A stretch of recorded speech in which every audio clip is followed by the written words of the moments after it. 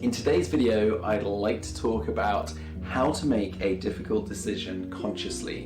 And by consciously, I mean with awareness. So the first thing we want to do is think about, well, what are the stages? There are three here. We've got contemplate, we've got listen, and we've got be bold.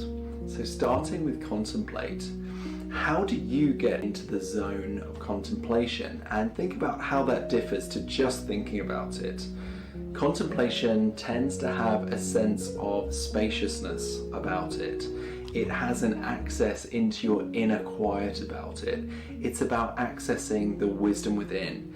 And for me, it has a body, heart, mind aspect to it. It's not just mind. It's not just thinking about our problem in a clever way.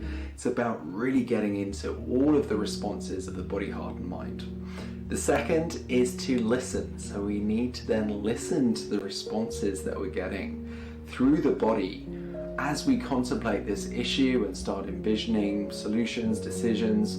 What is the body saying? Is it feeling easeful and expansive? Is it feeling tight in certain regions? Is the heart feeling open or is it closed? Noticing all of these little data points through the body, heart, and mind will help you just to have more feedback. So as you contemplate, you might also start to get a sense of an arising inner wisdom.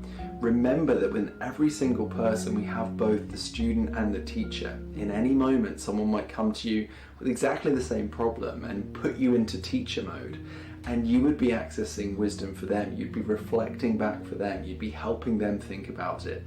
You can do that for yourself. Take yourself out of problem mode, out of student mode.